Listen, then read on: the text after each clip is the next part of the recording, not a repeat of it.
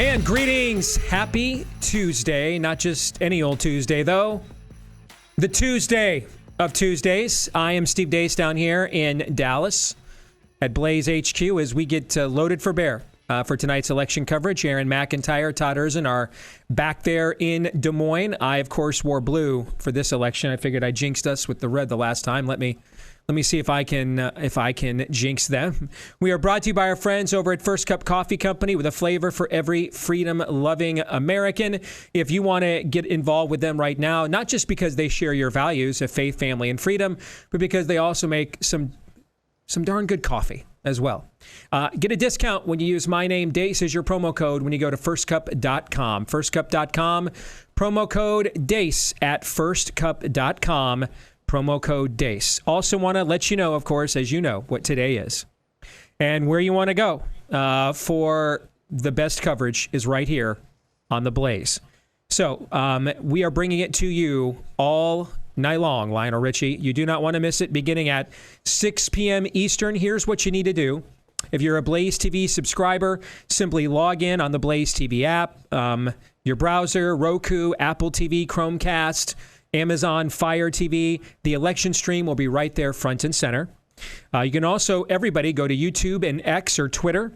Head over to the Blaze TV's YouTube channel. Click on the Election 2024 live stream. You can also catch us on X Live. Look for the pin post on the Blaze TV or the Blaze accounts. Just click and you're all set there. And if there was ever a time to become a Blaze TV subscriber, it is now. So head to blazeelection.com to sign up. We are now offering our biggest discount ever, $47 off. All right, $47 off as we're electing today the 47th president of these United States. Go to blazeelection.com/Deace to get that $47 off. blazeelection.com/Deace. That's blazeelection.com/Deace, and you'll get the subscription that unlocks absolutely everything that we do here at Blaze TV for $47 off at blazeelection.com/Deace. All right, coming up at the bottom of the hour, we're going to be joined by our editor-in-chief here at The Blaze, Matthew Peterson. He'll give us a preview of the coverage tonight and what he is looking for and watching, and what he thinks we should also be looking for and watching. For fake news or not, we've got a collection of predictions from pollster Scott Rasmussen, who we just had on the show last week. So we thought, let's fact check him. Do we think his predictions one by one are fake news or exactly what we could see tonight? And then the evenings that follow. And then I thought, let's lighten the mood here at least a little bit today with all the rightful tension in the room. Let's lighten the mood here a little bit. So for Pop Culture Tuesday, I've got my top 10 movies where elections were a driving part of the plot. All right. So not because you can have elections in the film, but it really wasn't what the movie was about. All right. So my top 10 election movies where elections were the driving part of the plot.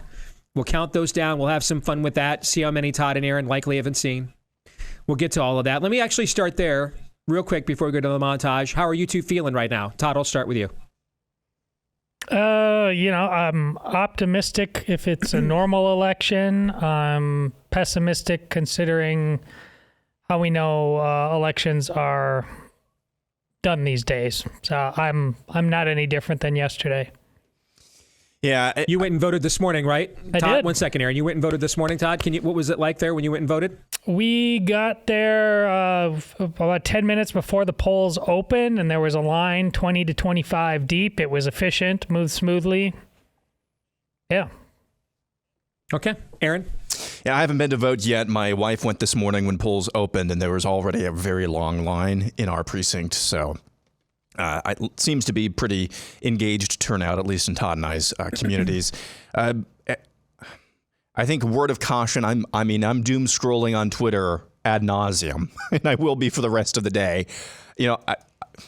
3 elections that we've covered now together, and this is the third one, right? 2016, 2020, and 2024. The first 2 were wacky. This one we think is probably a little wacky.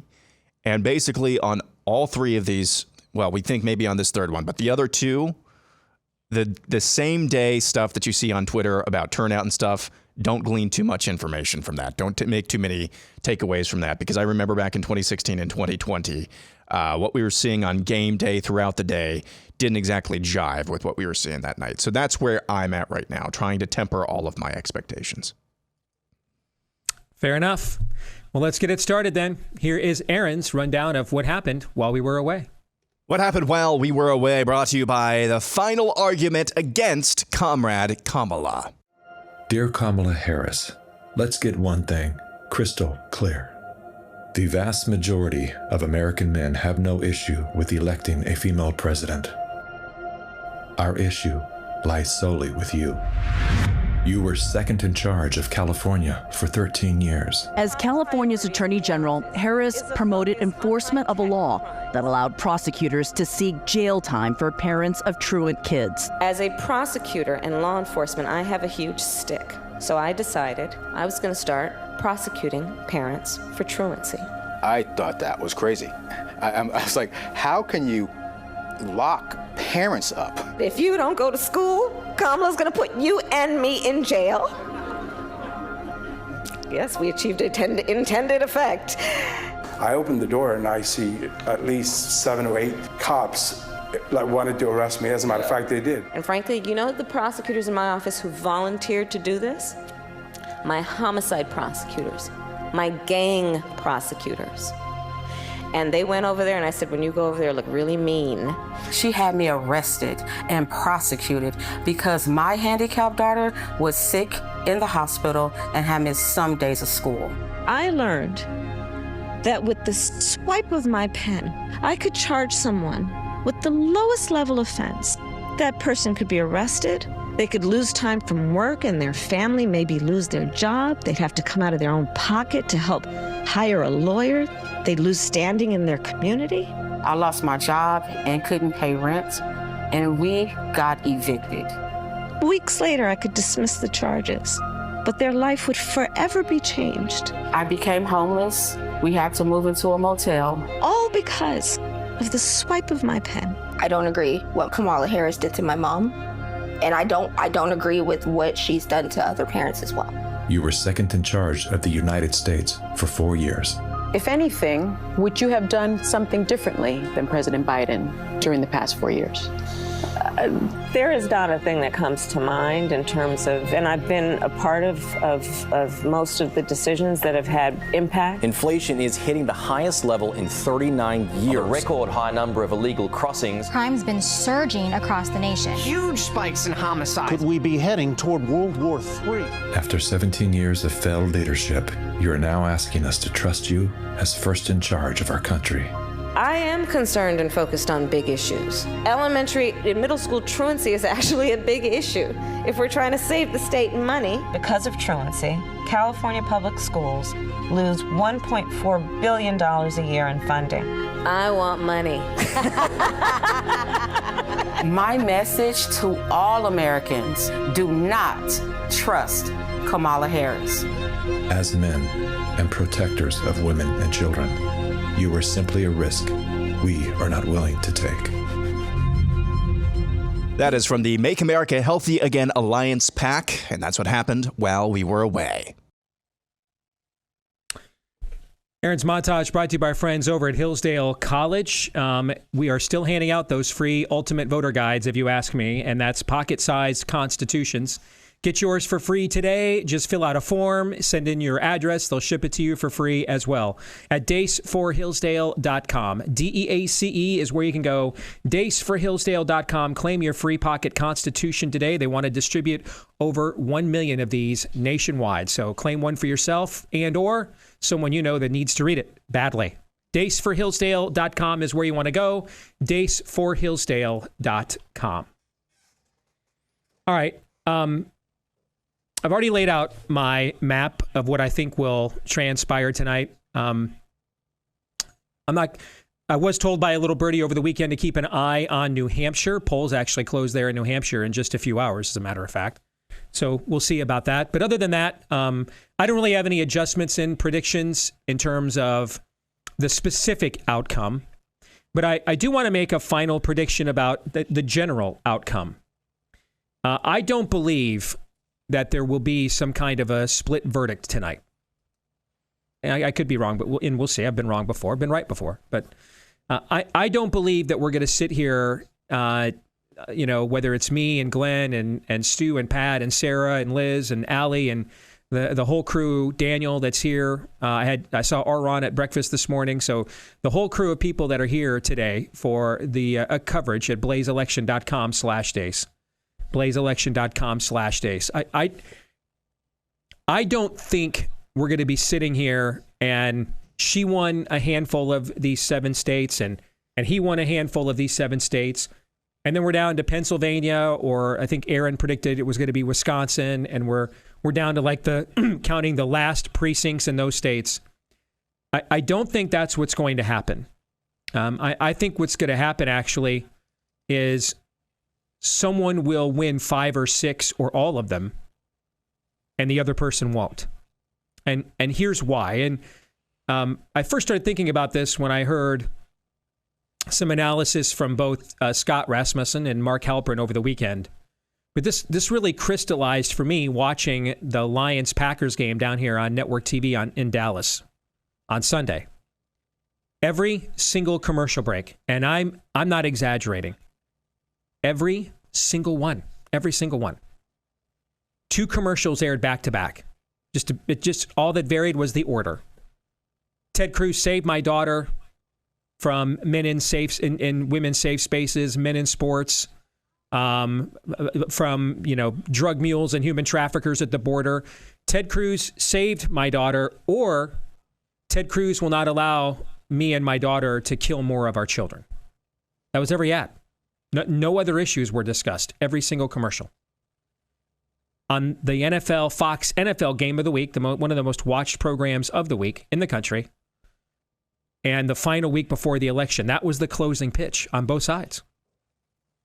And what that says to me is that these two sides they're not speaking to the same group of voters. They're not trying to persuade people. This is more of a battlefield than a ballot field. The two messages are so diametrically opposed that they're trying to mobilize voters on. No one is going to the polls and vacillating on, well, gee, I don't know. I don't know. Do I want my daughter raped or not? Do I want my daughter to kill her kid or not? You kind of know. Going in. And therefore, you would get essentially, like in any actual battle, we're not really dealing with voters now as much as soldiers. And you've got opposing generals here, opposing military high commands are essentially trying to frame and shape the battlefield in a way that benefits their soldiers the most, that gives them the best opportunity to emerge victorious once the battle begins, and that's today. And so therefore, I think what is likely to occur, maybe the margins in all of these states will still be very close, but I think there's going to be an overall trend line, one way or the other. Because there's just not a lot of people who are in between these two worldviews. You are attracted to one and not the other, or not attracted to the other, but you are the other one. It's an either or. I don't even think it's degrees. I think it's pretty calcified. And I think you're likely to see, therefore, one of these two zeitgeists just have 2 to 3 points of energy, and in some places maybe more, and in some others maybe less. But all the energy, I think, will lean to one side or the other because of that. Because the closing pitches here are speaking to dramatically different countries, dramatically different voter bases. This isn't, we all agree in 2004, we all agree that 9/11 was bad. So what's the best plan? Well, who's the best person to steer the country out of that? And you could have differing opinions of that, but no one was, at least not yet anyway, saying the terrorists were the good guys. That would come later. 2016, when Trump won, I mean, Hillary and Trump's favorables were way in the toilet, both of them. And so you had a lot of people like, I guess we'll give this, this guy a try. He's something new. We already know we hate Hillary. I guess we'll try that. I mean, 2008 had just one dueling narrative. Did you buy into hope and change or not? 2012 was kind of the same thing. Did you still buy into it or not? And that's all sentiment, right? And lots of people voted for Republicans in midterm elections and voted for Obama in presidential elections during that era. What you're seeing now is there's clearly, as Todd described it, a trial happening. And now both campaigns, though, are treating it like that. They are presenting their own narrative and evidence to support it to the jury. And this isn't going to be a hung jury. And if they come out and say we haven't reached a decision, the judge is saying go back in there and deliberate some more. And that's why, by the way, that's also why, despite all the drama and the lawfare and the spiritual lawfare, the actual lawfare, like we're just, shooting our political opponents now, that was contained within this historic and Orwellian political cycle. I will tell you, I am at peace now. I am content with the outcome. And here's why. Because my worldview, the Christian worldview, strives for clarity in all things. Nothing is more clarifying than, did God supernaturally intervene to raise his son from the dead? If he did, then you have to now come to grips with and reckon with all of the rest of Christianity's claims. If he didn't, pretty clarifying. It's not based on an interpretation of a creed, not based on, the visions of a guy who was literally illiterate, and who did he hand it down to in the case of Muhammad and Islam? Did this happen or not? Did it happen or not? Pretty clarifying. Now, the darkness loves confusion. And the demonic realm is all about promoting confusion. What's a woman? What's a border? What's a person? What's a law? What's a marriage? Did God really say what is truth? I think, and I've been able to vote since 1992, I think this is the most clarifying election I've ever voted in. And let me explain to you why. One side is literally running on. This is their actual message. Fundamentally, what I'm about to say is their actual message. Let's entice women to let men use them, men who will never care about them, use them for sexual gratification. Then let the man walk away from the baby he made, because apparently no one had 50 cents for a condom. Then let the man walk away from the baby he made, and then celebrate the woman as she murders her own child. And just keep doing that. But that's not all. I mean, it would be one thing if that was the one issue of what the hell, literally, they're running on. I mean, they're bombarding the airwaves. With what I just said, they are bombarding the airwaves everywhere within the sound of my voice with that message. But that's not all. We will openly advocate for gender mutilating your children. The children we permit to be born, of course. We're going to soul murder them with drag queen storytime hour. Otherwise, you're a bigot. We're going to have men invade female safe spaces. We're going to do straight up Marxist economic policy, like just straight up Marxism. Just going to right into the vein. All right, just going to mainline it. We're going to perpetuate an open border for drug mules and human traffickers so we can just inject mountains more poison into our land. They're running commercials where dudes are masturbating and upset because their porn that they're masturbating to is being taken away. Complete with the visual imagery of the motion of said masturbation, and then openly encouraging wives to subvert the votes of their own husbands at the ballot box. I mean, folks, quite literally, everything is out in the open here. Quite literally is. I mean, there is no camouflaging happening here. Everything is out in the open, being flaunted in everybody's face. And so the contrast between the two visions for the country could not be more stark and irreconcilable. And while probably, Trump doesn't probably even know many of the creeds of the Christian faith, let alone embody them in his candidacy, in his own way, he and his coalition of various factions, they are at least striving for what we used to call sanity. Is that ultimately going to be enough generationally to beat back this darkness? No, it won't be.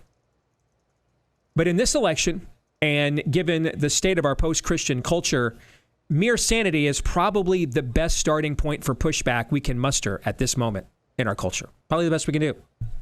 And I think that explains why Trump, despite his third run and everybody thinking they already had their minds made up about him, he has still astoundingly expanded and diversified his base all the more.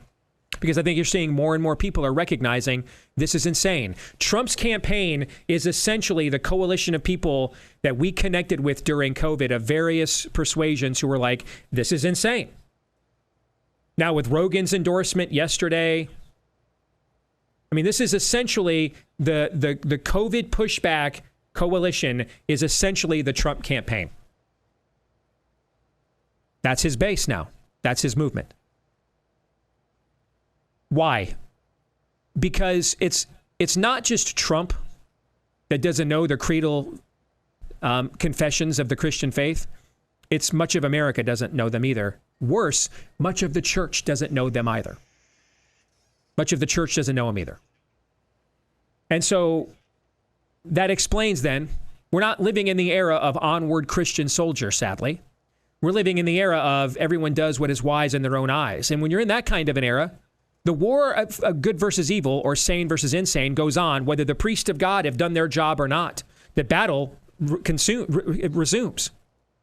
And in those periods of time, you don't end up with the Dwight Eisenhower kind of leader, the George Washington kind of leader. You end up with the Samson, the Jehu, the Trump, where things have gotten so dark, the priests of God have failed so systemically, Jezebel reigns. And you end up now against the Philistines, the Jezebels, the Democrats. And so the battle will commence, despite the church's failure to systemically engage it nevertheless. And that's why I think this is more than an election. I think it's a reckoning. Everyone now knows where everyone stands. Everyone knows where what they're voting for. I just saw a video before we got on the air, a guy coming out crying that he got to vote for his daughter to have the right to kill his grandchildren. Okay, this stuff is out in the open now. We're not doing safe, legal, and rare. We're not calling tax increases investments. All right, we're not doing any of that. All the code language is gone. We're not doing gender affirming care. All the terms are done now. Everything is out in the open now.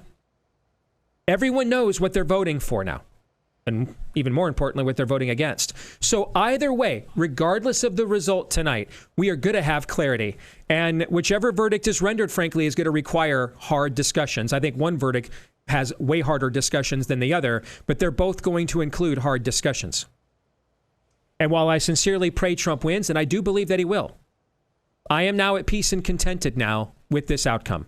Because whichever verdict we receive, the truth is going to be fully known about where we are as a people. And my worldview does its best work in clarity, whether that clarity comes from the light or comes from the dark. So my final encouragement to you all today is to vote like it is up to you, and then pray like it is up to him. Todd and Aaron, what do you think back there in Des Moines?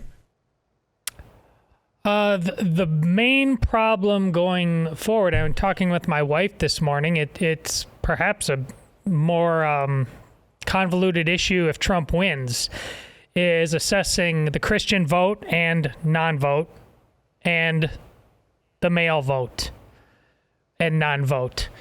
Because as Steve just said, his worldview, the problem being, we as Christian men, we don't come close to having an agreement. And that's what Steve's point about our basics, our doctrines. We don't even know them. There's no level of agreement on what exactly that is. Are you going to be shocked in the least bit? There's as Steve alluded to, there's a guy coming out of the polls. He actually starts weeping, talking about he voted for Kamala so his daughters can have an abortion in the future. Anybody going to be shocked if that guy goes to something called a church on Sundays? We've got a very real Christian men problem, and going forward, first order of business, especially if Trump wins, even more importantly if Trump wins, is figuring out what that's all about. Indeed. And, I've always said this from the moment that I opened up and said, I'm voting for Trump now, that we are running out of time. The clock is ticking, at least at the very least at the national level, the federal level. If we don't at least buy ourselves some time. That's what this election is about to me, is buying us some time to regroup, to circle the wagons, and hopefully reorganize to effectively push back, both at the top and hopefully through the granular level, against the long march through the institutions. That's what this has always been about to me. And I know people mean well, and I don't know their hearts. I'm not God. But it often seems as if it's a cop-out to say, God is sovereign, so don't worry about the election no matter what. God is sovereign, but it is a very, very important election that we're having here. It is really important, crucially important. It is. It's reality. It's here. This is life. And it's good and right to be concerned about your family, about your neighbors, and about your nation's future. Those two statements are not at odds against each other. God is sovereign, and it's good and right to be concerned about your future. That is okay. My biggest cause for pessimism today is what you both just talked about. One, it should be a major red flag that any man comes out on national TV weeping about anything. Unless, of course, it's Rudy or something like that. And then you're weeping out of tears of joy, I guess, because you want your daughters to be used. And then you want your daughters to be able to murder your resulting grandchildren. The fact that that's allowed to be said in polite company, of course, right wing is rightfully dissing that guy this morning, but the fact that that can even be spoken out into the ether, and then on top of that, half the country, we think maybe, half the country lauds a statement like that, we're in deep trouble.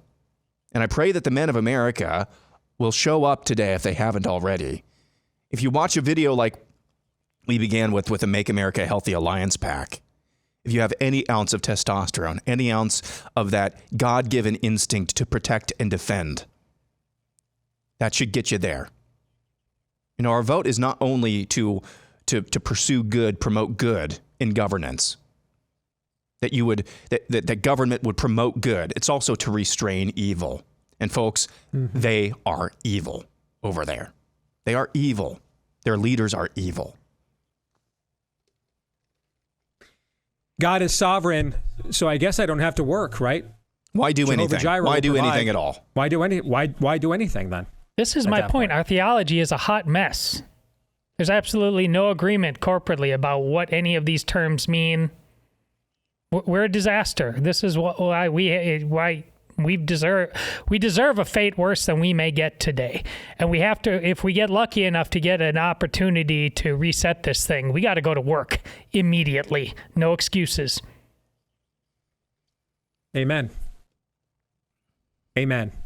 And our track record where that's concerned is not good. Nope. As we just saw post-Roe. More in a moment.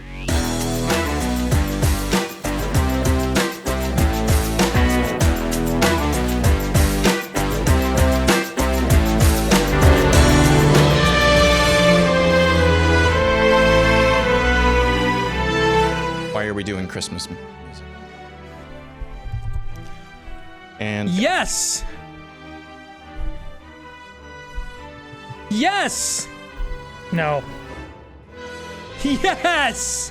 No. Yes! Strong no. Yes. Blasphemy. Holy crap! I did not know how much I needed that right now. Holy cow! Whoever did that, pour one out.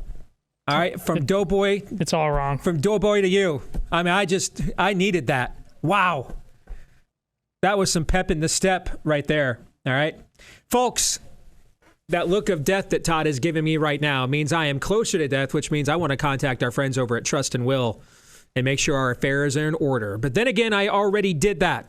All right, we updated everything a couple of years ago, went through our estate plan, what happens with the kids, the property, all that great stuff. Should something not great happen to us?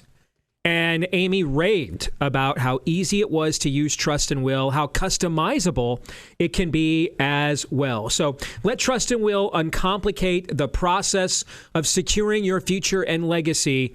Make that process uncomplicated. Let them secure that and uncomplicate it for you. Protect what matters most in minutes.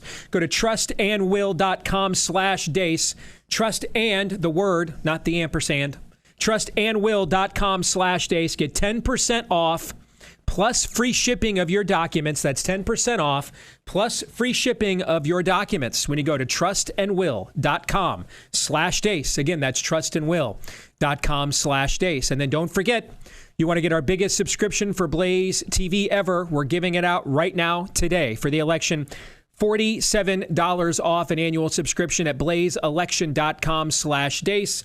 blazeelection.com/Deace. And speaking of that coverage tonight, our editor-in-chief here at the Blaze, Matt Peterson, joins us here now. Matthew, good to see you, brother. How are you?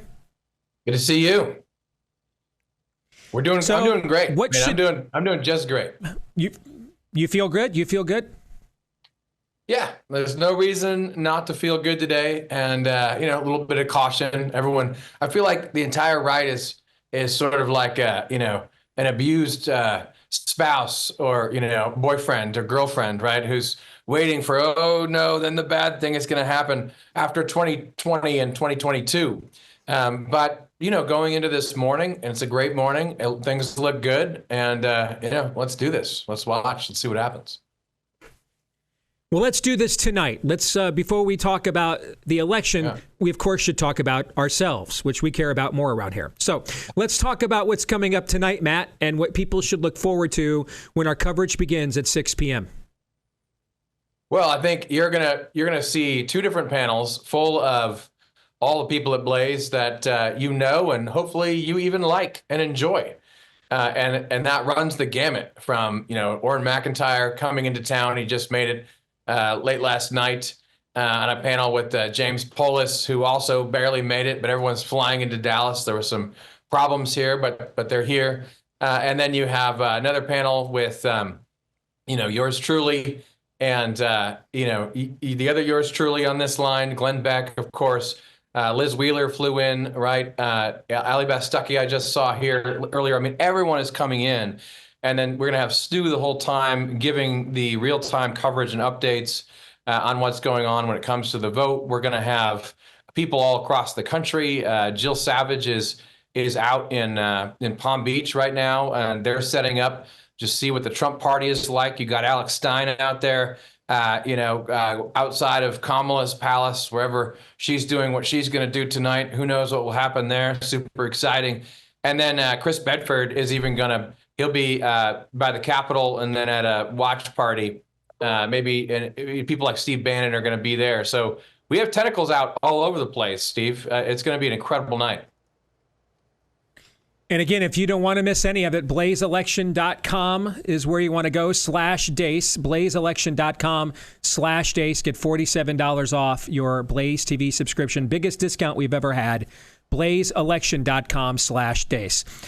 So I know you're kind of loath, based on what I've seen you post on social media, to make specific predictions. So let me get your take on kind of a meta prediction I made this morning. I already did my map and everything and all that stuff last week, but as I mentioned, Matt, before you came on, I was watching my Lions take on the Packers for the game of the week on Sunday.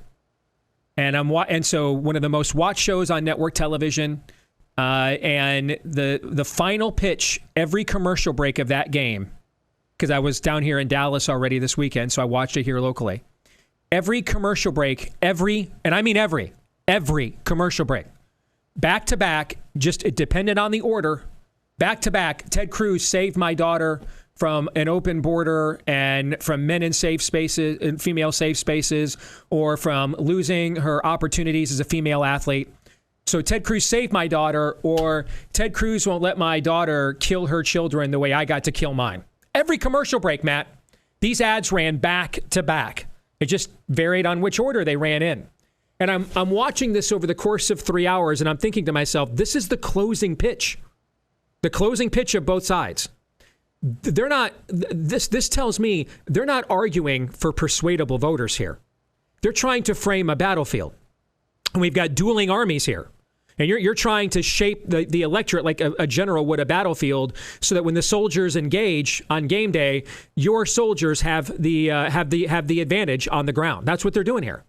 And what that says to me, therefore, Matt, I don't believe that we're going to sit here tonight and he's going to win a few of these 7 decisive states, and she's going to win a few, and then we're just going to, get down to the last 1 or 2, and everybody's biting their nails what the outcome is.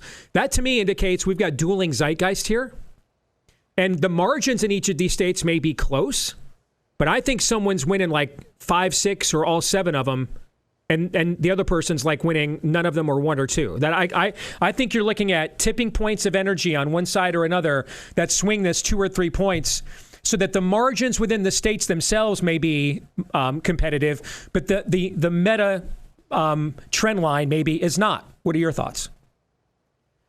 Well, I certainly agree with you that this is not about persuasion. And for either side, it's really not about persuasion. At this point, there's always a few people who don't know what to think about anything and like wander into the voting booth maybe. But this, everyone knows, and this is all about marshaling both sides to turn them out. And that, to me, is the name of the game. And I think the Trump campaign is wisely focused in a similar fashion on the same thing, just going right to people on the fundamental issues and saying, you stand with us, you need to get out there and vote. So I think that's true. I don't know whether it will, break, as you say.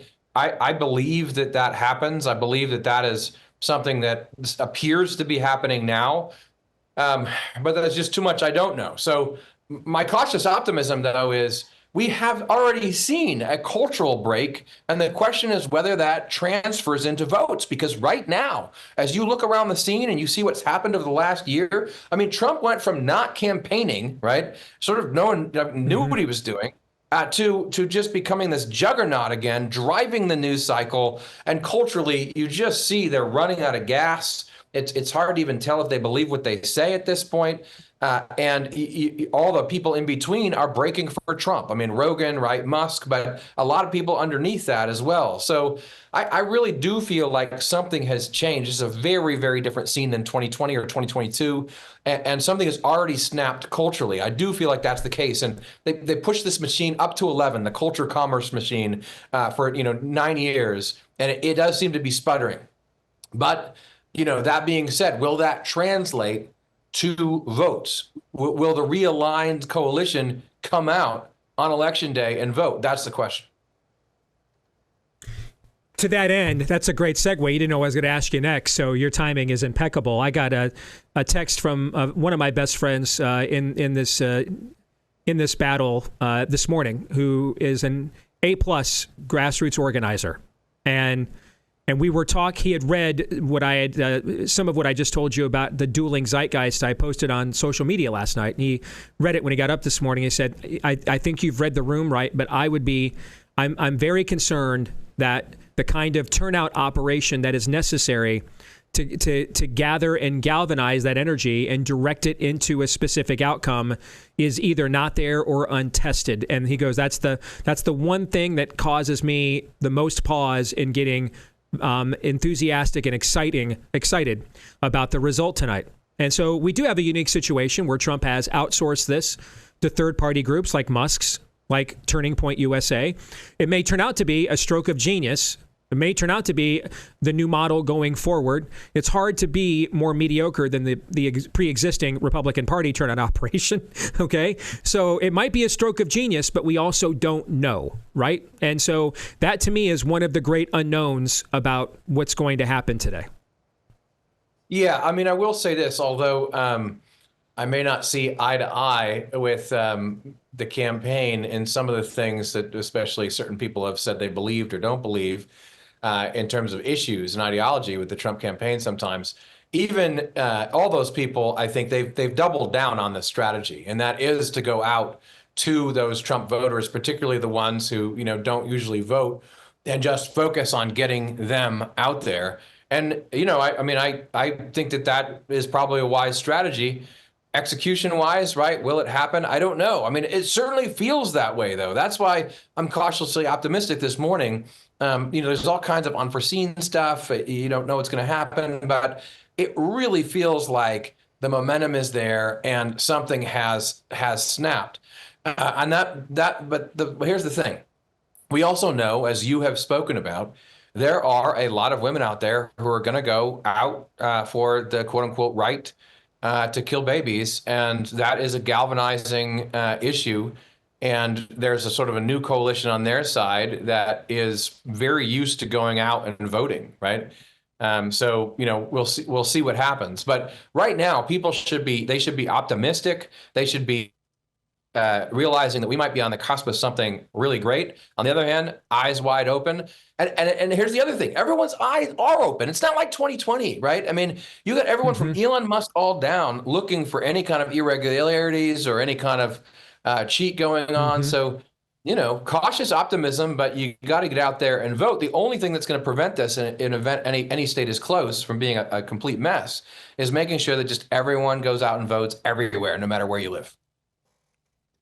All right, before we let you go, Matt, let's get to the good stuff here. Not that we already weren't talking about it, but there's been a lot of talk this election cycle of betting markets.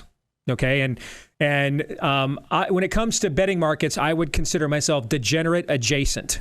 Okay, and I think a lot of righties had no idea how they worked before. Thought they were literally predictive exclusively, and they're not. So they're kind of learning why betting markets fluctuate and get manipulated and stuff. And of course, one of the biggest political betting markets happening right now is which two Blaze hosts are most likely to get into a fist fight on the set tonight. All right. And you, like we almost had with Whitlock and Michael Malice 2 years ago, and you as our editor in chief, your take on this could literally move the market a few points. All right. So if you had to get down right now, all right, on which two Blaze hosts are most likely to get down tonight live on the set, where would you go?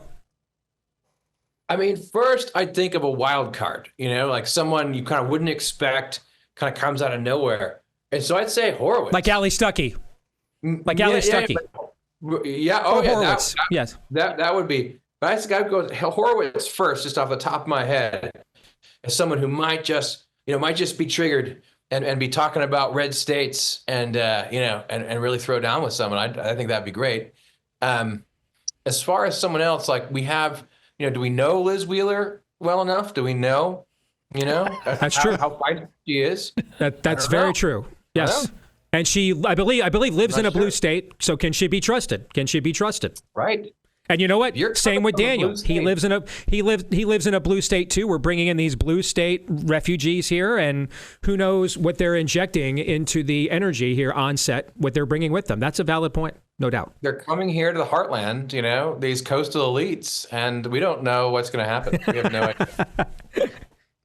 All right. Great stuff, Matt. All right. Tune in tonight right here. All right. Don't miss it starting at 6 o'clock. Oh, one last question. Am I going to get to pee, Matt? All right. Am I going to get to pee? Yes. Okay. That's my question. There will be opportunity. Right. Don't get into the details with me, though. We don't want to talk about that on air. Correct. You got it. Thank you, brother. Appreciate it. All right, blazeelection.com/Deace is where you want to go. blazeelection.com/Deace. And also you want to get with our friends over at realestateagentsitrust.com. If you want to go into the Let's Go Brandon real estate market, make sure you've got an agent you can trust. Where would you find them?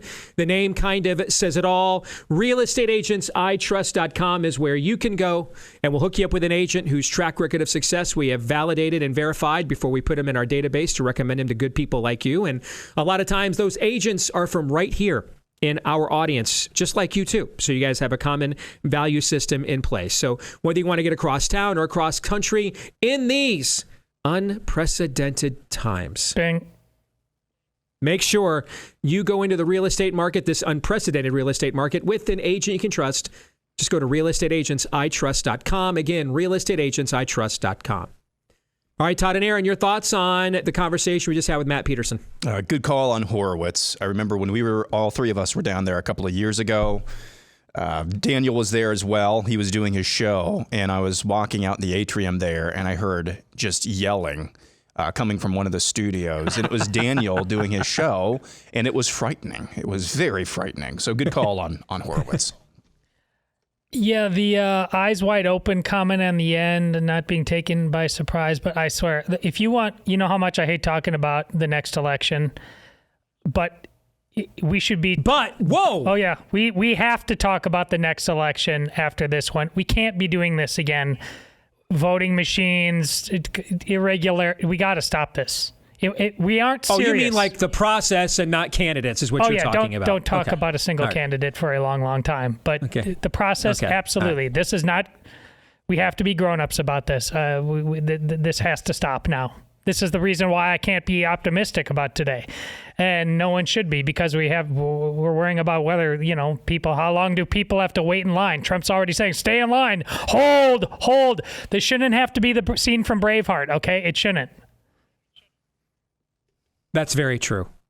And you teased me there for a second, and when you were like, we got to, right after I got Christmas music to come into this segment, and then you're like, we have to talk about the next election. I got to tell you, I thought this is going to be my lucky day. Yeah, we missed an opportunity there. No. We should have talked to Matt, the fellow high church Catholic, about the appropriate. See, we started off, Steve. You started off strong talking about how messed up our theology is. We got to get this right about Christmas music.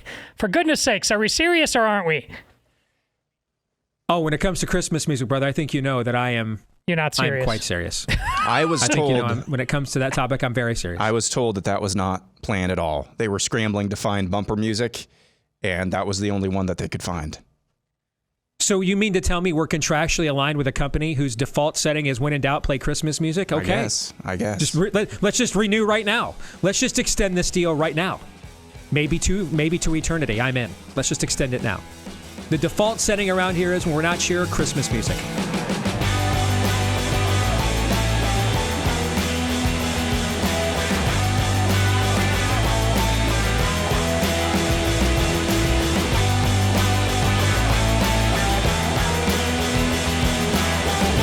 All right, back here with Hour 2, live and on demand on Blaze TV, radio, and podcast. Steve Deace, I'm down here in Dallas with Aaron McIntyre and Todd Erzen back there in Des Moines, and we are brought to you by our friends over at Deace Medical. How much time do you spend thinking about worst-case scenarios? Well, based on the last few years, none of us have thought enough, because we've experienced several worst-case scenarios. Heaven forbid we experience another one here late tonight in this election. So just make sure you're prepared with our friends over at Deace Medical. Get the Deace case of award-winning venerable medications, some of the most important antibiotics ever discovered and created and curated by humanity, just in case they're the next ones that are said to be dangerous and not safe right when we need them the most. You can also expand your Deace case if you want to customize it. You can do that too, to include things like the aforementioned, indirectly mentioned ivermectin. Not to mention a lot of the drugs that you and loved ones need as well. All right, so go to Deace.com. Get that peace of mind right now. Deace.com. Enter the code DACE at checkout for a discount on your order. That's promo code DACE at Deace.com. J-A-S-E for Deace.com, promo code DACE. That'll give you the discount. Also, let us know what you think about what we think via the SteveDace.com inbox. You can do that by emailing the show, steve@stevedace.com, D-E-A-C-E. Like us on Facebook, me, we, and Gab. Follow me at Steve Deace Show on X or Twitter, Instagram, and TikTok. Please subscribe to our brand new YouTube channel, at Deace Show on YouTube. That's at Deace Show on YouTube. And then if you are a podcast subscriber, we would love it if you showed your love for us by leaving us a 5-star review if you dig the show, and appreciate all of you that have done that for us already. And then hit subscribe, or if you're on iTunes, follow. And that will make sure that every time we do a new episode, it shows up in your podcast feed every single time. And appreciate all of you who have done that for us as well. All right, guys, let's do one last fake news or not here before the election. And since we just had OG pollster Scott Rasmussen, not to be confused with his former company, Rasmussen Polling, which he sold, and he has a new company now. He sold that like 10 years ago. So he's back in the polling game, and we had Scott on the show last week. Really good interview. He came out with his predictions for the 2024 election, and they're not so much about the outcome as they are the environment. So I thought we'd take these 4 predictions one by one and break them down and see if we think they're fake news or not. You guys ready to go? You bet. Yes. All right. Scott says this will be the 10th straight election where nobody wins more than 53% of the popular vote, and that he says it's the longest stretch in U.S. history. Fake news or not, guys? What do you think? Not fake news. I think probably the best that Kamala could do is maybe 52 and a half, something like that, don't you think? Mm-hmm. I think the best Trump could do is barely by maybe, I don't want to put out an exact number, but barely scrape by if he actually is knocking on the door of the popular vote. But I think this is an easy, not fake news. Yeah, that strikes me as easy as well. If it's not true, we might not all understand all the reasons for it, but and the reasons, once we find it out, might not be really good at all, but it might be clarifying. I mean, this isn't a good thing or a healthy thing that it's been this way. It's a sign that a lot of people really don't know who they are, that are anesthetized and are part of that poll I've been mentioning for the last couple of months that shows, no matter who you are, right, left, male, female, whatever, blue collar, you're mostly white collar, a psychological experiment is fundamentally going on with you all the time. You are easily manipulated, and you're constantly looking if you're part of the popular crowd. We used to stand for something, and we just don't anymore. So one way or the other, it would be a good thing to break this trend. The last time a presidential candidate got 53% of the vote was George H.W. Bush in 1988, essentially running for Ronald Reagan's third term. The closest we have come since then is Barack Obama in 2008, received 52.9% of the popular vote. That's the closest we've come since then. So I think this is a demonstration of how increasingly polarized and now balkanized the country is. And you're not, and this goes back to what I said, guys, at the top of the show. This isn't like a mandate for either side, really. This isn't so much a mandate of an agenda as much as it is who can better frame the electorate with their vision and agenda to counter the other side. And so when you have that, you're going to have a lack of unanimity because there's a lack of consensus, right? Yes, and to Todd's point, really what this is illustrative of is that on the one side, this is just off the cuff. On the one side, you're just trying to find whoever, you're not really thinking for yourself. You're not really thinking for yourself. You're just, well, this seems popular. I mean, I'm going to join the resist movement made up of every single cultural institution of import along with every single celebrity that I've ever heard of. Okay, resist. And then on the other side, speaking for myself, it's constantly trying to restrain that side, that impulse over there. That's no way to live. That's no way to conduct a republic at all.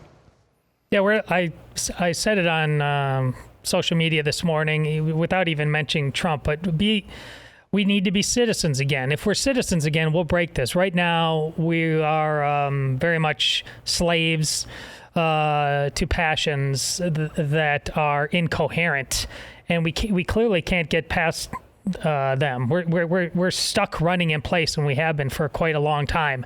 We might have differences of political opinion like we did in the past, but because we had principles, because we believed in the duty of citizenship, we were far less prone to fall for just the weakest BS, and that's very much what we're slaves to now. In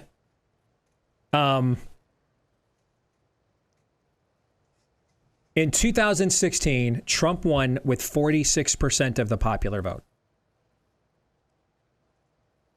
because he won the Electoral College. Do you guys believe he, give me an over-under, does he go over or under that in the popular vote here today? Over. In this election? Over. Over. I think it's an easy over. Yeah, I think it's an easy over. Okay, so the first one, you guys think that we will not have someone win more than 53%. That first prediction, you guys agree, is not fake news. All right, let's go to number 2. The losing team will think the other team cheated. Fake news or not? Aaron, I'll start this one with you. Go ahead. Well, this is where we live now. I wish it were not so. But, Hillary Clinton, we have hours, or maybe a total, I think that montage that you see bandied about every now and then, it's like an hour of Democrats questioning the results of the 2016 election. Governor Stacey Abrams still contends that she should be the rightful governor. This is where we live now. And it's not without, after 2020, where you go to bed and it looks like something is happening, and then you wake up and something completely else has happened. That's drain circling. So I don't know how you avoid this. I don't know.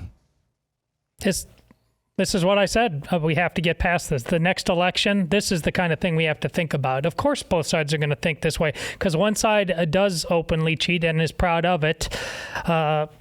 Folks, this has to change. It is utter malfeasance if we do not go back to single-day voting, paper ballots, things like this. We've been too smart by half for a long time. Technology doesn't make anything better. It's actually a guarantee that things are going to stay worse. This must change. If we are able to defeat their ballot harvesting system tonight, if we're able to defeat that, going back to what you said last hour, Todd, about we need to start talking about the next election structurally. You didn't mean that in terms of specifically, like, let's just go ahead and start. Why don't we just run around and let's just kneecap each other over J.D. Vance, Ron DeSantis, and Sarah Huckabee and Vivek Ramaswamy 5 minutes after this election's over. That's not what you meant, right? That's not what you meant, right? Okay. So you meant structurally the method and process by which we are holding elections in the country. That's what you meant, right? Yes. Okay. So if we are able to beat them tonight and their ballot harvesting system with the combination of social media and alternative media energy and alternative means of performing ground game with the likes of Musk's group, TPUSA, etc.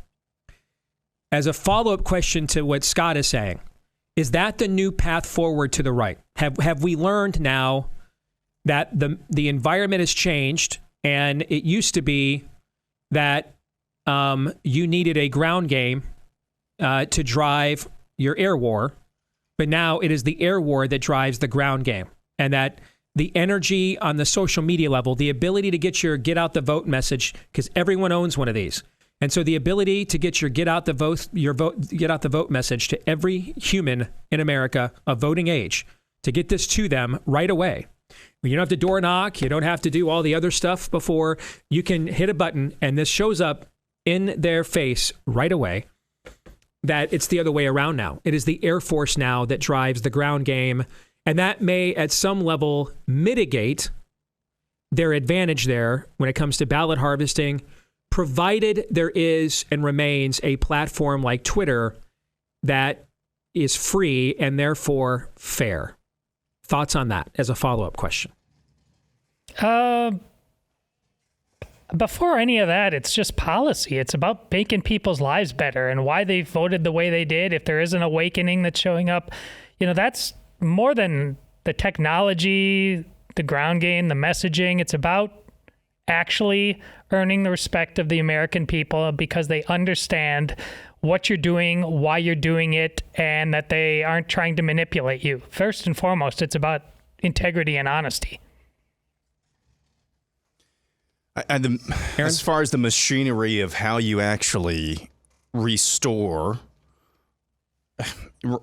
trust in the process for all Americans, I don't know how you do that. Now, if Donald Trump, wins and he appoints a good attorney general, I mean, maybe the Department of Justice could force states to actually follow the laws on the books. But we've had Michigan, Wisconsin. Was it Arizona as well? Maybe it was Maricopa in particular.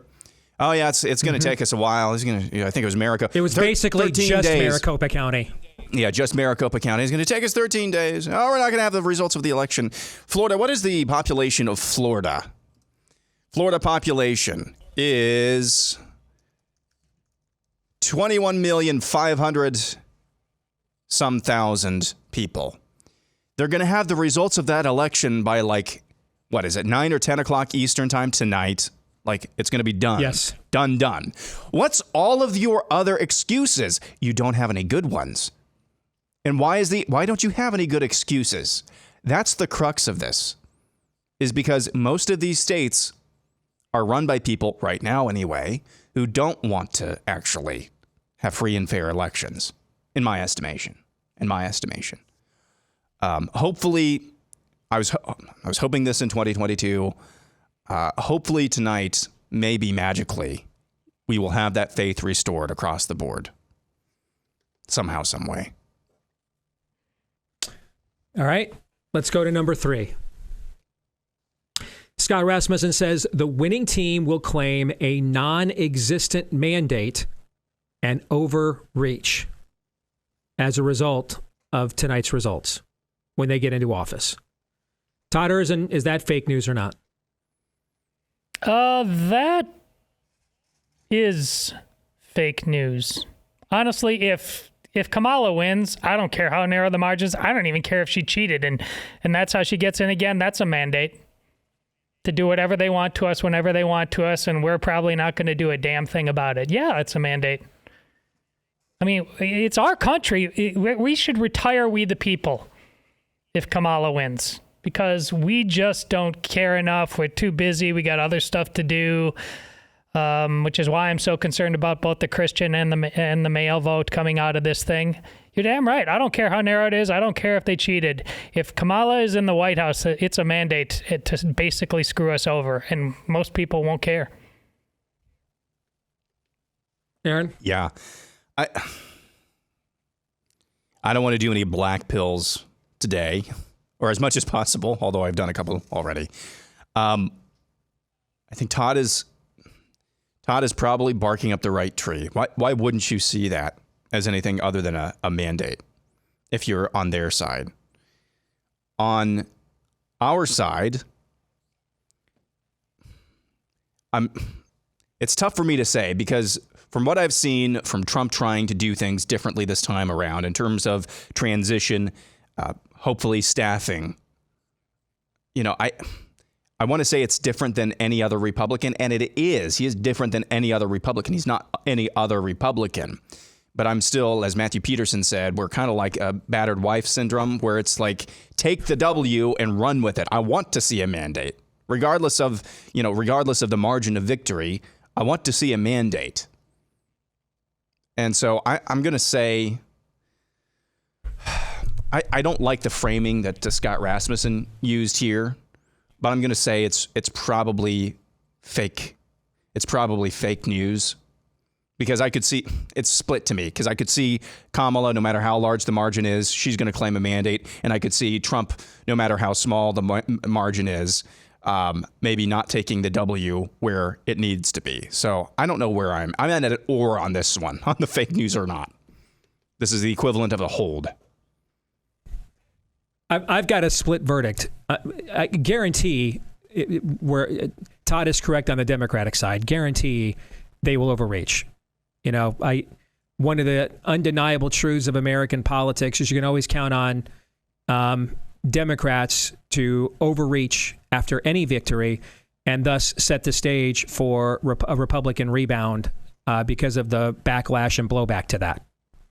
So I don't think there's any question that if Democrats win, they are going to overreach. They have overreached after every election they've ever won that I can ever remember. They have overreached. There's never been a time that they have not. And that's often why you get things like Bill Clinton wins 2 elections, but then Republicans win both the midterm elections in between. Barack Obama wins 2 elections, but the Republicans destroy the Democratic Party in the 2 midterm elections in between. Democrats are absolutely going to overreach. They are not like us. They are way more ruthless and persistent. It's all will to power. They are going to go to the mattresses if they win every single time. It's just a matter of which mattresses. On the Republican side, this one I don't know the answer to. Because, Aaron, now this is where on the Republican side, I agree with you. This really comes down to how much go for broke is in Trump. I want to believe there's a lot. I mean, I want to believe a guy that they tried to put in prison and kill is kind of just like at his effort point, you know, just as a dude. I kind of want to think that, you know, and I kind of want to think he's going to fulfill some of their nightmares. He's going to give them some nightmare fuel over there. I kind of want to think that they learned some lessons, but I need to see that first. I need to see that first. I mean, I still have PTSD from begging him to look at this guy we found named Scott Atlas and all the other things that went on during the 2020 campaign, and feeling like I was working hard to get them reelected than they were. I still have, you know, battle scars from that. And I can't remember a time that a Republican won an election and overreached. I mean, I guess if you're a Democrat, you think Ronald Reagan overreached in 1980. But then he won by even bigger in 1984, so he didn't overreach. He just fulfilled his mandate, you know? So, I mean, I'm trying to think of, at least since I've been able to vote since 1992, Todd, can you think of, which is the year before Aaron was born, can you think of the year the Republicans won, any kind of Republican, won? Bush Cheney, Trump, Boehner, of course not. Paul Ryan, and then right after that, they overreached. Can you think of anything where that's happened? No, I mean, this is the surrender before it's too late party. That's why I'm hedging. It's like, yes. But Donald Trump is not John Boehner. Donald Trump is not Paul Ryan. He's not those guys at all. And it seems like some lessons were learned from last go around back in 2016, 2017, as far as getting out on the right foot, getting out of the gates strong. So I'm cautiously neither optimistic nor pessimistic, which with most Republicans, I'm very pessimistic and looking behind my back. All right, let's do an over-under on this then. Over-under, Trump is more ruthless with the existing governing bureaucracy. Let me put it this way. Trump 2.0 is more ruthless with the existing government bureaucracy than Trump 1.0 was. Buying or selling that? I'm buying. I have to buy. I have to buy. This is okay. Is this one of the? And I'm not saying this to knock Donald Trump at all. I'm just saying this to put this in for a frame of reference. Repeatedly now, he did this on Rogan most recently. Is this the biggest amount of contrition that he's shown on anything when it comes to hiring whom he appointed and hired? So I have to think, no doubt, that he knows what needs to be done. So yes, I have to buy on that. All right, before we get to Scott's final prediction, a word about our friends over at Preborn. We've partnered with them the last few years to save tens of thousands of babies. Preborn itself has saved hundreds of thousands of babies. And we want to take that partnership now to the next level, especially as we approach year end when a lot of people are looking at giving. You'll be hard pressed to come up with a better gift and a more worthwhile gift than to give a tax deductible donation to preborn. It's less than $30 for an ultrasound that has at least 50-50 odds of convincing a mom not to murder her child. And it's not just that. They provide all kinds of counseling and assistance and everything that a mom in crisis and her baby needs. They do that for up to 2 years after the baby's born, even counseling. All of that is free of charge too, provided they have funding from people like us. So if you want to make a donation that is guaranteed to make a difference, do what our family does. Go to preborn.com/Steve. That's preborn.com/Steve. You get a chance here to be the hands and feet of the gospel. You can also dial pound 250 and say the keyword baby on your mobile phone, or just go to preborn.com/Steve. All right, final one. Scott Rasmussen says, saddest of all, there will be violence. Let's hope it can be contained. Todd, I'll start with you. Fake news or not? Oh, that is not fake news. I can't imagine a scenario if Kamala loses where violence won't be part of the plan. Steve, you mentioned sanity. Getting back to it, they're not sane. The first Joaquin Phoenix Joker movie, I don't believe in anything, and the level of chaos that ensues for that's where we live right now. Of course, it's going to happen. Yeah, this is the least fake. Of course, this is awful, but this is probably the least fake news on this list. And Mark Halperin, former ABC News political correspondent, and he worked with the Clintons as well. Yes, absolutely. Has soured on legacy corporate media. He was interviewed on Tucker Carlson. I don't listen to Tucker Carlson's podcast, but I knew Halperin was a fairly smart guy as far as politicos go. I was just interested to hear what he had to say. And one thing that stuck out to me, and he hedged a lot, hemmed and hawed, more than you're used to if you're listening to a show like ours. But one thing that he was very definitive about is if Donald Trump wins, he said, we are going to have, and I believe this deep down, we are going to have the largest mental health crisis in this country has ever seen. He said this is going to tear marriages apart. This is going to make workplaces sometimes even violent. People are going to delve into alcoholism because of this, because they cannot process literally Hitler winning another election. So yeah, that's where we live now.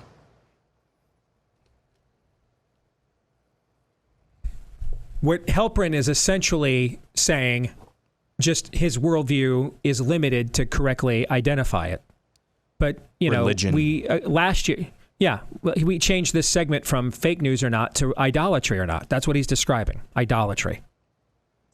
And something must always rule. Something will always be worshipped. Something must always rule. Something will always be worshipped.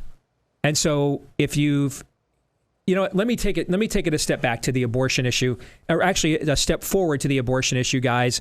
And let me specify that.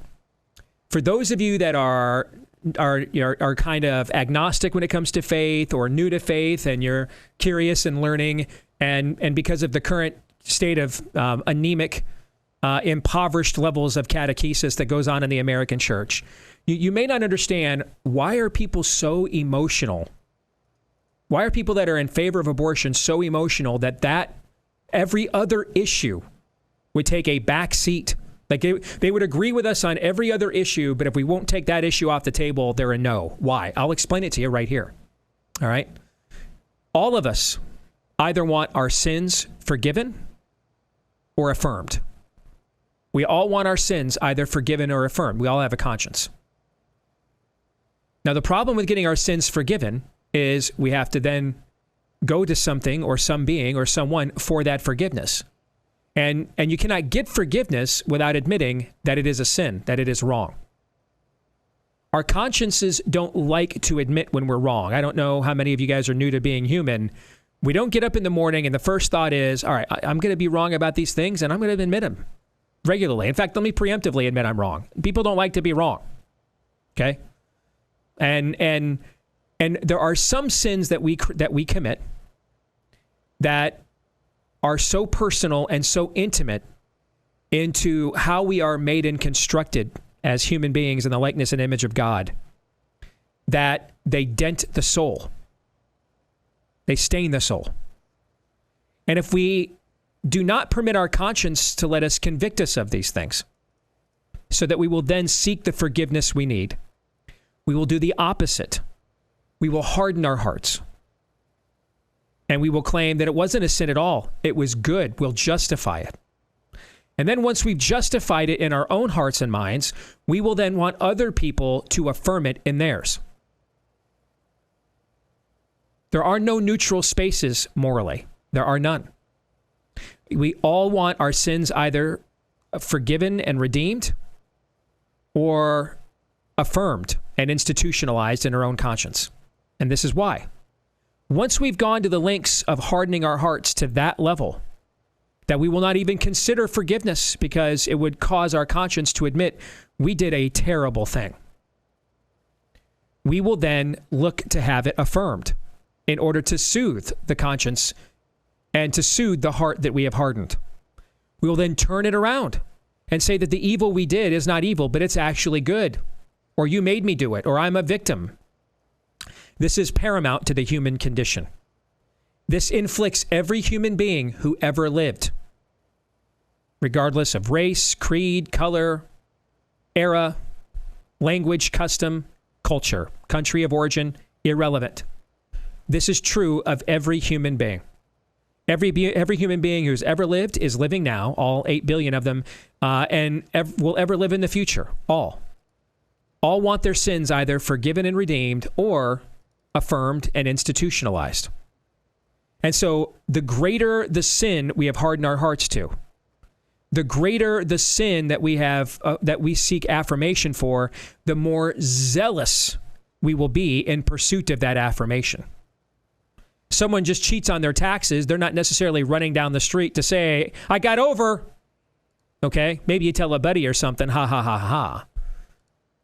All right? When you get to the point of doing things like committing murder, however, the graveness of that act is put such a dent and stain on your soul and conscience that the greater the zeal for the affirmation for it, so that my conscience is never convicted. And this explains why otherwise sane people will put aside everything else and cannot be reasoned with at all, because they demand affirmation on this one particular issue.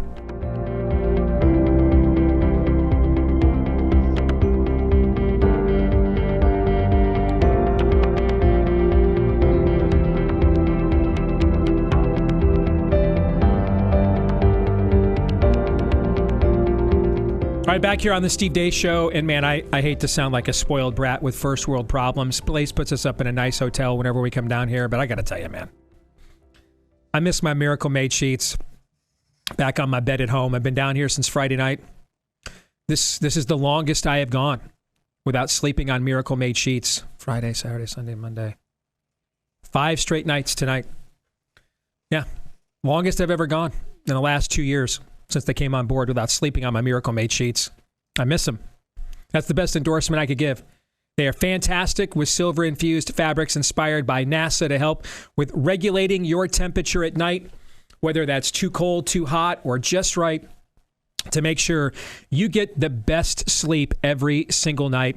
And they come without the high price tag of other luxury brands, and they feel just as nice as those sheets, and I would say even better than the sheets that I get to sleep in the nice hotels that the Blaze sets us up in. All right, so Miracle is so confident in their product, as am I, that it's backed with a 30-day money-back guarantee. So if you aren't 100% satisfied, you'll get a full refund, but you're going to be, okay? So try miracle.com/Deace is where you want to go. That's trymiracle.com/Deace. You can order today, save over 40% when you go there. And if you use our promo code Deace at checkout, you'll get 3 free towels and save an extra 20% as well. trymiracle.com/Deace. That's trymiracle.com/Deace. You treat yourself. You'll thank me later. And we thank Miracle Made for sponsoring this part of the show. All right, guys. Can we close it out here today? There's going to be a lot of heavy, already has been, a lot of heavy discussion for who knows how many hours tonight on the Blaze. Can we close it out with something a little Americana here on a Pop Culture Tuesday, a little bit lighter? Are you guys okay with that if we do that? You bet. Let's go. All right, let's do it. So I thought for Pop Culture Tuesday, where we look at the intersection between pop culture or what's trending there and what it is we're trying and fighting to conserve as conservatives, I thought, let's have fun today. I wanted to rank my top, this is my personal list, my top 10 movies ever where an election was one of the driving plot points of the film. All right, so my top 10 election movies. Aaron, we're going to start from 10 and work our way down, right? All right, so I'm going to start with 10. And what's funny is several of these movies are from the 90s. I didn't realize that. So the Clinton era certainly inspired some good political filmmaking during that period of time. But Election is the movie that really made Reese Witherspoon a movie star. One of the last great films Matthew Broderick was in. It's just, I mean, she's a terrorist. There's just no other way to describe it. It's hilarious. It's just a fantastic film. And I'm guessing neither one of you have ever seen it. Nope. Never seen it. Nope. Why do I get the sense we're going to have this? What year was said this? Quite a bit. I mean, she's pretty young there. 1999, I believe, is when the film came out. 99, 98, somewhere in there. Yeah. No, I've heard it's good before, but never seen it. All right. Well, this will be a short segment, so I hope you guys have got something lined up here when I'm done going through my list. I have one. I have one that's not on your list. Everybody's going to hate me. All right, Everybody's going to hate me for it. But. All right. Let's go to number 9. Also a movie from the 90s. Bulworth. Maybe the last great movie Warren Beatty ever did. And in many respects, I think Bulworth is a predecessor to Trump, or foretold Trump. In this film, a Democratic senator a Democrat is running for Senate in California named Bulworth, and he just decides he's just going to stop lying to people. He's had it, or something happens to him. I can't remember what it is, but he just stopped. I'm not lying to people anymore. And especially when it gets into race and ethnicity and everything, he just tells the truth on everything. And of course, the consultants and everybody think it's going to nuke his campaign. Instead, it drives him to victory. People are like, finally, somebody real. I'm reminded, guys, of when Trump said to Joe Rogan last week, I didn't necessarily start running for office thinking I was going to generate all this publicity. Yeah. And Rogan looks at him and says, it's because you say a lot of weird bleep. That's why. You say a lot of stuff that the average politician doesn't say, and it freaks the media out. Well, that's the entirety of the movie Bulworth. He just says a lot of weird poop all throughout the film, and people end up loving him for it, even though a lot of the media and everybody considers it to be borderline racist. They love him. Yeah, this is very Trumpy. Have you guys seen this movie? Never seen it. No. Okay.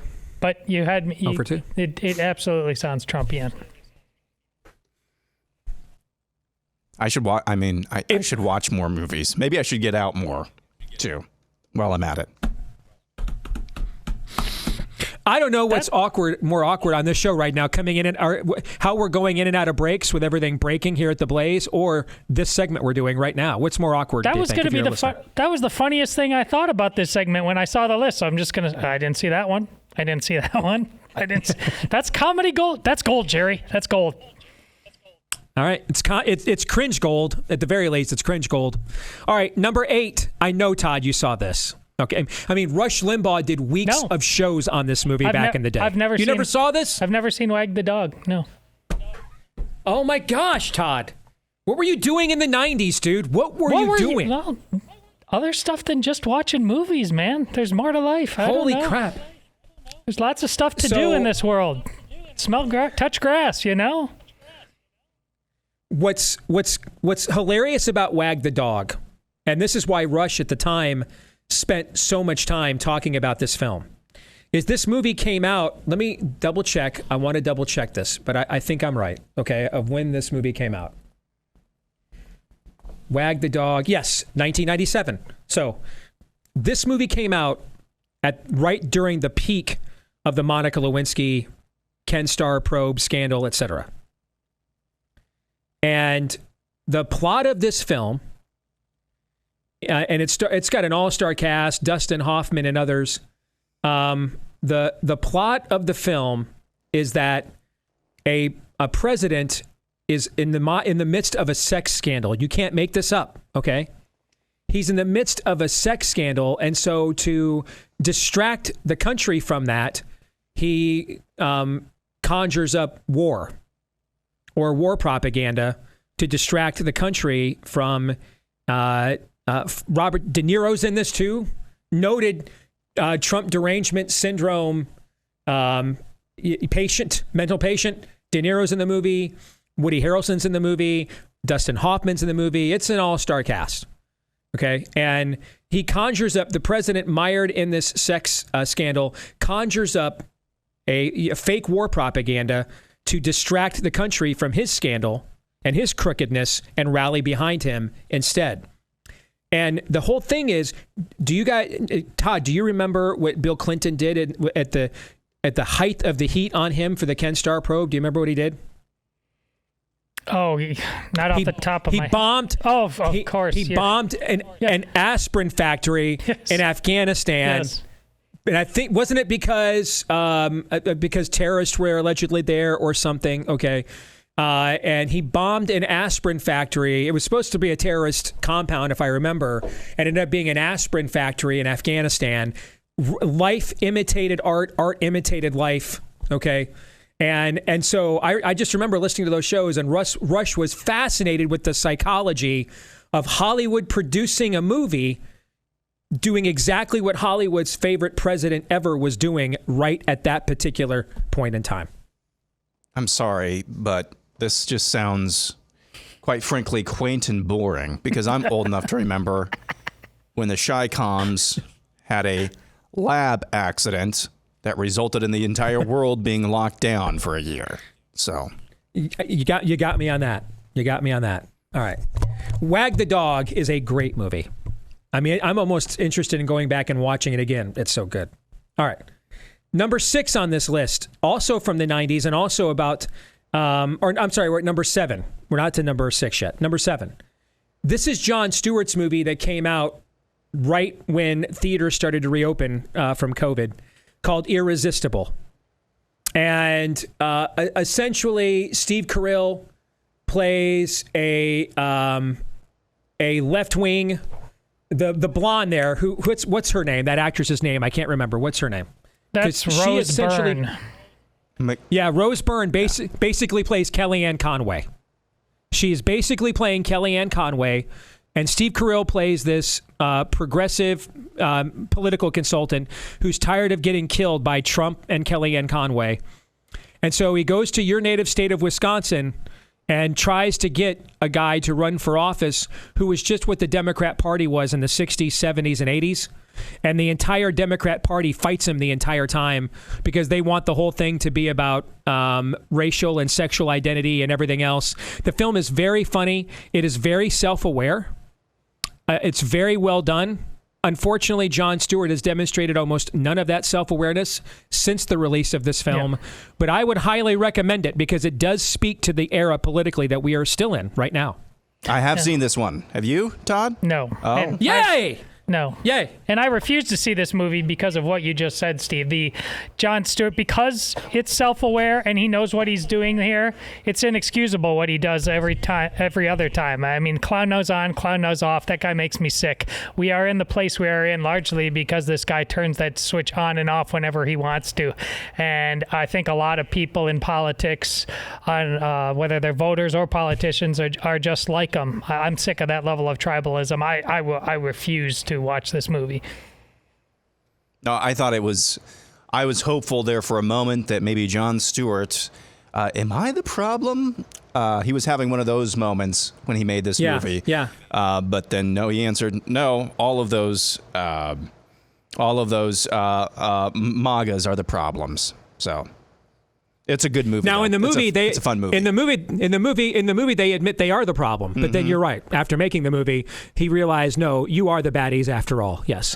All right. Number 6, Primary Colors, based on one of the greatest selling political fiction books of all time that was written by Anonymous about Bill Clinton's rise to power. And it was so accurate about what was going on behind the scenes. It generated a lot of speculation about who actually wrote the book. At the time the movie came out, we did not yet know.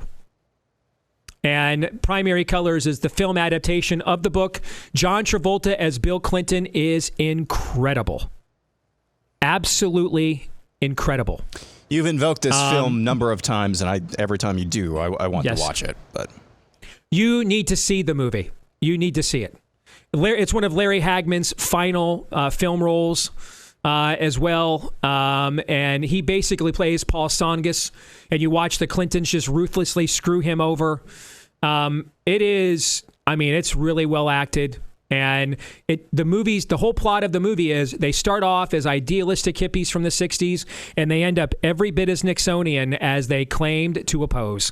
And it's Orwellian in nature, very well acted. It's a great film. I have seen number 5. I have seen this movie. Oh, you have seen this one? Yes. Oh, Be Still My Beating Heart. Okay. I was actually pretty underwhelmed by the movie overall. But it's been a long time. I haven't seen it. Have we done a movie that's... what was the number 9 on this list? It's all... Bulworth. It's all been... There hasn't been a serious movie yet. It's all been farcical and not redeeming about politics. It's all about the gutter. So it's an accurate portrayal of politics. Anyway, we're running short on time. We got to roll. All right. Number 5, when a movie becomes a noun in pop culture, it has transcended. And this is Frank Sinatra, Janet Leigh, the Manchurian Candidate. About GIs programmed by the communist North Koreans to assassinate a candidate running for Senate. It was redone a few years ago with Gulf War veterans. But the movie was so transcendent at the time that the term Manchurian Candidate has just been used, in the common vernacular in politics ever since. Number 4 is a movie I know you have seen, Todd. Dave? It's an all-timer. It's fantastic. It is fantastic. It is an all-timer, and also from the 90s. So a lot of great political movies made in the 1990s. Dave is fantastic. Yes. Number 3 is one of the funniest movies ever made. Napoleon Dynamite. If you vote for me, I will make all of your dreams come true. Vote for Pedro went viral.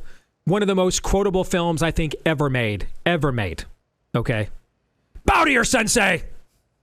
It is it's one of the most rewatchable movies ever made. It's a masterpiece. Napoleon Dynamite is a masterpiece. I was kind of underwhelmed as well. And you're fired. Number 2. All the President's Men. With Dustin Hoffman again, Robert Redford as Woodward and Bernstein, investigating Watergate as the 1972 presidential election is going on.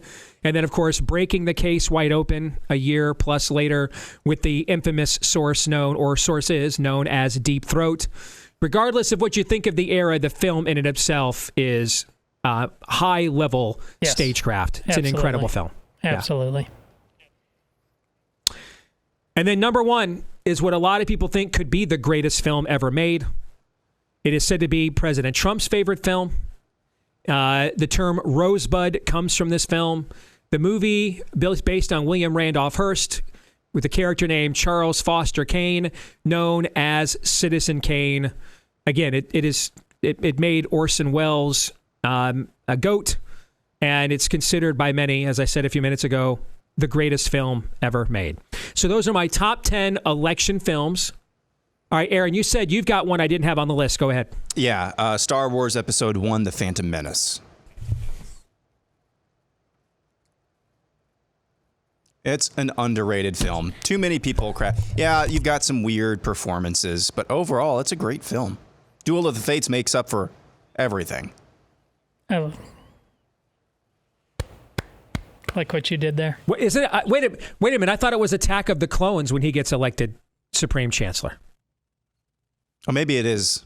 Is that? This is how democracy dies. With thunderous applause. That happens. Well, where does the Gungan? He gets. I think he gets voted emergency powers, and then in one, and Supreme Chancellor in the other, doesn't he? Is there a reason why? No, it's one then. Yeah, emergency powers. Is there a reason why you made this an election list and not just a political list? Because it's election day. I didn't. I guess that's all the thought I put into it. I didn't know because I was the only two movies that came to mind that would be Lincoln and Mr. Smith Goes to Washington. Yeah, well, Mr. Smith Goes to Washington. I looked it up because I wanted to make sure.